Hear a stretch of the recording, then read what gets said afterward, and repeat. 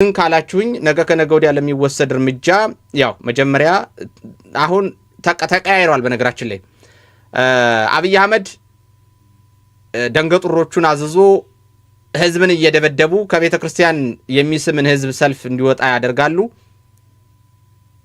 ሰልፍ አስወጣባለሁ ብለው ይፎክራሉ። ሰልፍ አስወጥቼ ነው ማሰድብህ።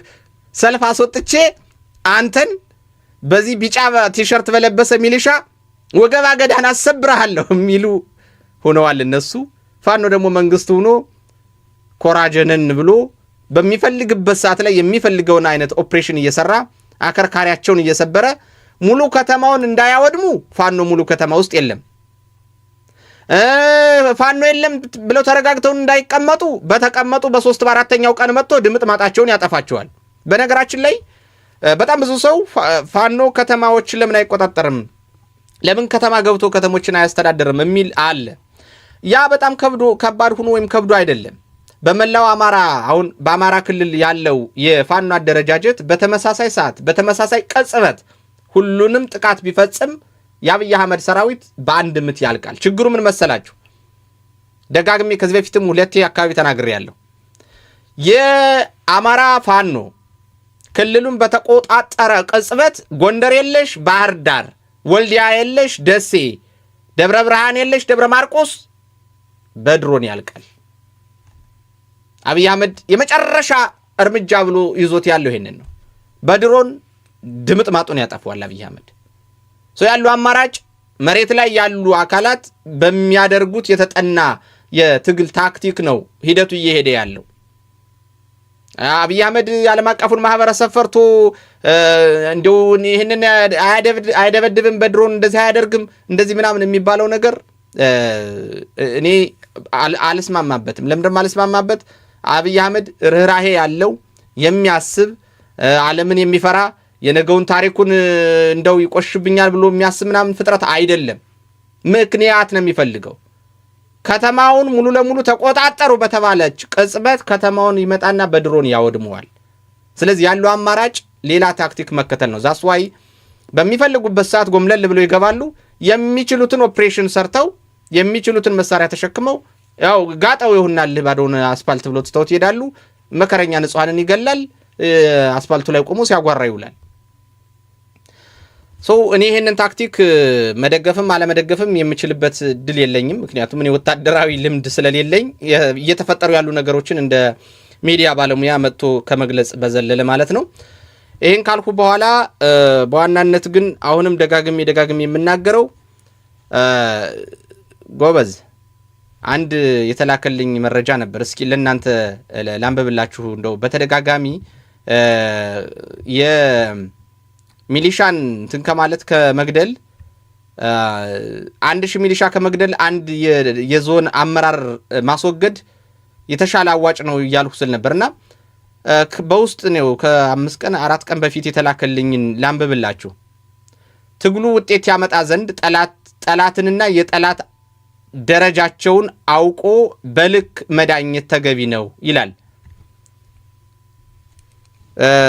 1000 ጥይትን በ1000 ምስኪን ያረመኔው ጦር ላይ ከምትጨርስ 5 ጥይትህን በ5 የክልል የዞንና የወረዳ የመዋቅር ዋና የደም ስሮች ላይ ስታሳርፍ ሙሉ ቀበሌው መላ ወረዳና መላ ዞን ልክ ደም ስሩ እንደተበጠሰ ገላ ይደርቃል።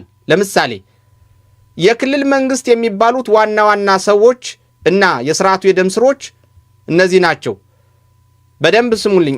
አሁን ስንት እንደሆኑ ይዋቸው። በቃ ክልሉ ላይ ታርጌት ተደርገው ቢመቱ ሙሉ ለሙሉ የአገዛዙ ስትራክቸር እንዴት እንደሚበጠስ ይሄ ዛሬ 2 ዓመት የተፈጸመው ነው። አሁንም ምደግምላችሁ ለማስታወስ ያክል አንደኛ የክልሉ አስተባባሪ ኮሚቴ አባላቱ 7 ናቸው እና እነዚህ 7ቱ የክልሉ ርዕሰ መስተዳደር፣ ምክትል ርዕሰ መስተዳደር፣ በምክትል ማዕረግ የግብርና ቢሮ፣ በምክትል ማዕረግ የከተማ ልማት ቢሮ፣ የክልሉ የፓርቲ ጽህፈት ቤት፣ የክልሉ የፖለቲካ ዘርፍና የክልሉ የአደረጃጀት ዘርፍ። ከነዚህ ውስጥ አንዱን በጥሰጣልክ ማለት ታች ድረስ የሚበጠሰውና የሚደማውን አካል በደንብ እዩት። እንግዲህ ሁለተኛ የክልሉ ካቢኔ አባላት በድምር 29 ናቸው። የክልል የቢሮ ኃላፊዎችን ጨምሮ የማለት የቢሮ ኃላፊዎች በጠቅላላ 22 ናቸው። ሌሎች ተጨማሪዎች ሆነው 29።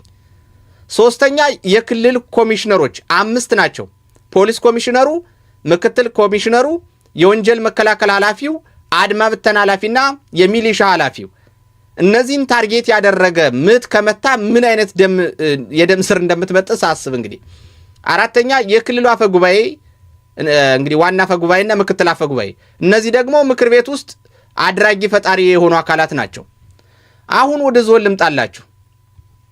በክልሉ ያሉ ዞኖች 9 ናቸው። ይቅርታ የዞን ከፍተኛ አመራሮች 9 ናቸው። ተመልከቱት። አሁን ለምሳሌ ምስራቅ ጎጃም ከፍተኛ አመራሮች 9 ናቸው። ምዕራብ ጎጃም ከፍተኛ አመራሮች 9 ናቸው። ደቡብ ጎንደር ከፍተኛ አመራሮች 9 ናቸው። ሰሜን ወሎ ከፍተኛ አመራሮች 9 ናቸው። እንደዚህ ማለት ነው። በአጠቃላይ በክልሉ የሚገኙ ዞኖች ከፍተኛ አመራር የሚባሉት 9 ናቸው። ዋና አስተዳዳሪ፣ ምክትል አስተዳዳሪ፣ የፓርቲ ጽህፈት ቤት ኃላፊ፣ የፖለቲካ ዘርፍ ኃላፊ፣ የአደረጃጀት ዘርፍ ኃላፊ፣ የገቢዎች መምሪያ ኃላፊ፣ የሰላምና ደህንነት መምሪያ ኃላፊ፣ የሚሊሻ መምሪያ ኃላፊ፣ የዞን ፖሊስ አዛዥ። እነዚህ ላይ ታርጌት ያደረገ እርምጃ ከወሰድህ ምን አይነት ኃይል እንደምትበጣጥስና እንዴት አድርገህ ክንፉን እንደምትመታው እኔ መሬት ላይ ላላችሁት እንግዲህ መረጃውን ከመስጠት ውጪ የምክር አገልግሎት መስጠት የሚጠበቅብኝ አይመስለኝም። ሐመሮሃ የወረዳ አመራሮች የወረዳው እንዲያውም ባንድ ያንሳሉ፣ 8 ናቸው ዋና ዋናዎቹ። ዋና አስተዳዳሪ፣ ምክትል አስተዳዳሪ፣ የፓርቲ ጽህፈት ቤት ኃላፊ፣ የአደረጃጀት ዘርፍ ኃላፊ፣ የገቢዎች ኃላፊ፣ የሰላምና ደህንነት ኃላፊ፣ የሚሊሻ ጽህፈት ቤት ኃላፊ እና የወረዳው ፖሊስ አዛዥ። አለቀ። አሁን እንግዲህ አንድን ወረዳ መቆጣጠር ከፈለክ ታርጌት አድርገህ መምታት ያለብህ 9 ሰዎች ብቻ 8 ሰዎች ብቻ ናቸው ማለት ነው። አንድን ዞን መቆጣጠር ከፈለክ ታርጌት አድርገህ መንቀሳቀስ ያለብህ 9 ሰዎች ላይ ነው ማለት ነው። ሙሉ ለሙሉ ክልሉን ለመቆጣጠር ከፈለክ ደግሞ ያልታወቁ ኃይሎች በስነ ስርዓት ታርጌት አድርገው መንቀሳቀስ ያለባቸው 29 ሰዎች ላይ ብቻ ነው ማለት ነው። አለቀ። ሶ አንድ 50,000 ሚሊሻ ጋር 10,000 ሚሊሻ ጋር 20,000 ሚሊሻ ጋር 1,000 ሚሊሻ ጋር ምን አታኮሰህ? ፕላኑን አስተካክለ በጀትን አስተካክለ ወረዳውን መቆጣጠር ከፈለክ በቃ አለቀ። 8 ሰዎችን ታጠናለህ። ቤታቸው የት ነው? የት ነው የሚውሉት? አጃቢያቸው ስንት ነው? ስንት ሰዓት ይወጣሉ? ስንት ሰዓት ይገባሉ? ከማን ጋር ምን ያደርጋሉ? መቼ ስብሰባ ይገባሉ? ታጠናለህ፣ ትጨርሳለህ። ዘሪውን 13ን ታዘጋጅና 8ቱን ታጭዳለህ። ጨረስክ። ከዛ በኋላ አንተ በጣም ጨካኝ ደም የምታፈስ ምናምን እንደምትሉኝ ያውቃለሁ። እናንተ ታዲያ ቅቤ እየቀባችሁት ነው የአማራን ህዝብ። ቅቤ ነው የምትቀቡት። እንደውም በተለይ እነዚህ 8ቱም አንድ ላይ ስብሰባ ላይ ከተገኙ አቤት እንዴት እንደሚመች። ቢሮ ውስጥ ቁጭ ብለው ስብሰባ ላይ ከተገኙ በቃ አለቀ። እነሱን ትሸኛለህ። ከዛ በኋላ ፖሊስ ማን ነው የሚመራው? ሚሊሻው ማን ነው የሚመራው? ከዛ በኋላ ይሄን የምናገር አፌን ሞልቼ መከላከያው አሁን አማራ ክልል ውስጥ ምንም ቫልዩለስ ነው። ከባድ መሳሪያ ከመተኮስ በዘለለ በዚህ ሰዓት ላይ መከላከያ የእግረኛው ምንም ዋጋ የለውም። የመስመር አዋጊዎችና እነዚህ ሻምበል መሪዎች፣ ኮሎኔሎች ምናምን እነሱ ጦርነቱን ይፈልጉታል። የሚፈልጉት ትርፍ ንግድ ላይ ናቸው። ግራ የሚገባኝ ፋኖ ማርኮ ከሚታጠቀው ባሻገር ፋኖ ማርኮ ከሚወስደው ባሻገር ትጥቁ ከየት የሚመጣ ይመስላችኋል? ከሰማይ ጠብ የሚል አይደለም እንጂ ከየት ነው የሚገዛው? እነዚህ ሰዎች እንተና አሁን ለምሳሌ የአማራ ክልል ላይ እየተካሄደ ያለውን ጦርነት አማራ ላይ እየተካሄደ ያለውን ጦርነት መሐመድ ተሰማ ከሚገባው በላይ የሚፈልገው እንደዛ ፊቱን ቀጨም አድርጎ ሌት ተቀን በመግለጫ የሚግተረተረው ዱባይ ላይ እየሰራ ያለው ቤት ማለቅ አለበት። ዱባይ ላይ እየሰራ ያለውን ቤት መጨረስ የሚችለው ደግሞ ከአማራ ህዝብ ጭፍጨፋ በሚገኝ ገቢ ነው። አንደኛ የሚሞቱ ሰራዊቶችን ደሞዝ ይበላል። ወደ ራሱ ያው ሪፖርት ሳያደርግ የሚሞቱ ሰራዊቱን ሪፖርት ሳያደርግ ያለ ደሞዙን የሰጣ አስመስሎ ወደ ራሱ ያስገባል። ሁለተኛ መሳሪያ ይሸጣል፣ ተተኳሽ ይሸጣል። ሶስተኛ ንጹሃን አርሶ አደሮችን፣ ንጹሃን ነጋዴዎችን፣ የንጹሃንን ቤት ይዘርፋል። ስለዚህ ከፍተኛ የሆነ የገቢ ምንጩ ነው። ዱባይ ላይ የተዘረጋው የተንጣለለ ቪላ ማለቅ የሚችለው አማራ ላይ እየተካሄደ ያለው ጦርነት እስከ ቀጠለ ድረስ ነው።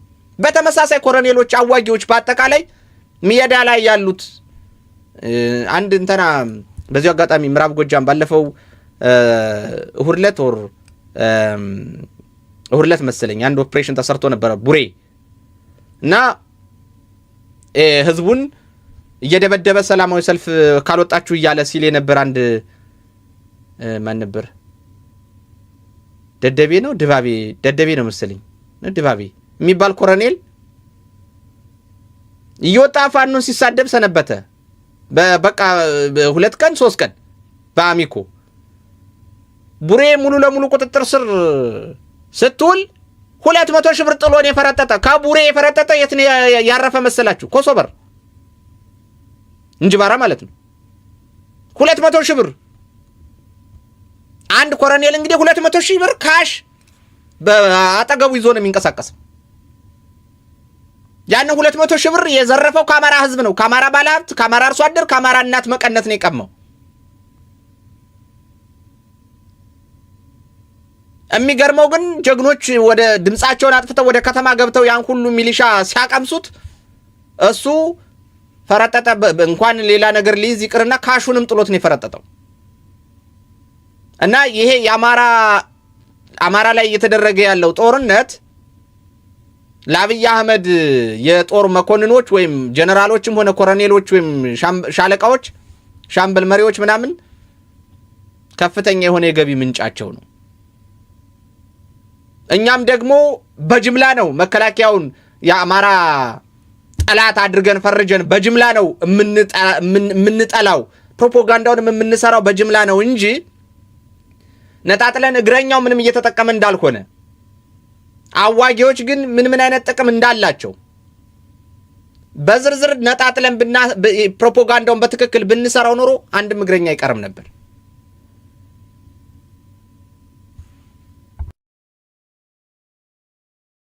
ስለዚህ አሁንም መናገር የምፈልገው ፕሮፓጋንዳችንን እናስተካክል። ካድሬዎች ግን ዛሬ በቂ የሆነ ጥሪ ተደርጎላችኋል። በቂ የሆነ መልእክት ደርሷችኋል። በቂ የሆነ ወንድማዊ ጥሪ ተደርጎላችኋል። ከዚህ በኋላ ያዛ ቴሌግራም ላይ ክርስቲያኖች ተገደሉ፣ ንጹሃን ተገደሉ፣ የተማረከ ካድሬ ተገደለ፣ መምህር ተገደለ፣ ምንትሴ ቅብጥርሴ እያለ የሚጮኸው ሊያድንህ አይችልም። የሚያድንህ ከዚህ በኋላ መሬት ላይ ያለው አማራዊ ወንድምህ ብቻ ነው። ወንድምህ የምልበት ምክንያት በአማራነት ወንድም ስለሆናችሁ ነው፣ በተግባር አይደለም። ከቀመሳችሁ በኋላ ልጆቻችሁ አባት አልባ ከሆኑ በኋላ፣ ሚስቶቻችሁ ባል አልባ ከሆኑ በኋላ፣ ደካማ እናት አባቶቻችሁ ልጅ አልባ ከሆኑ በኋላ ከመቃብር መጣችሁ ልታድኗቸው አትችሉም። ስለዚህ እኔ ግርም የሚለኝ እነ ድረስ ሳህሉ በአውሮፕላን በየቀኑ ለሚንፈላሰሱበት ስልጣን፣ እነ ቀንዳውጣ በየቀኑ ለሚንፈላሰሱበት ስልጣን የወረዳና የቀበሌ ካቢኔ ካድሪ በጣም ብትዘርፍና በጣም ብዙ ገንዘብ ብታግበሰብስ እኮ ለነገሩ እንዲያው 1 ሚሊዮን ብር ነው ልል ነበር። ለካ ደግሞ የደጀን ወረዳ አንድ ባለፈው የሰራ ነው ዜና 90 ሚሊዮን ብር እኮ ነው አካውንቱ ላይ የተገኘ የደጀን ወረዳ የገቢዎች ኃላፊ። ለነገሩ እናንተ ራሱ እኮ ሚሊዮነር ናችሁ። እንደው ረስቸው እኮ ነው። አይ በቃ ተውት፣ እንደማጠቅሙ እርግጠኛ ነው። እንግዲህ ያው ተቀምሷታላችሁ። ለማንኛውም አርበኛ ዘመነ ካሴን እጅግ በጣም አድርጌ አመሰግናለሁ። ዛሬ ብዙም ከዚህ የዘለለ መሄድ አቅም የለኝም። አቅሜ ገና በደንብ አልተሰባሰበም። እስካሁን እንትን እያለኝ ነው እና የአማራ ፋኖ በጎጃም የፋኖችን ምረቃ የሚያሳዩ አጫጭር ቪዲዮዎች ልከውልኛል። እሱን ወደ እናንተ ልጋብዛችሁና መጨረሻ ላይ ማጠቃለያ ላይ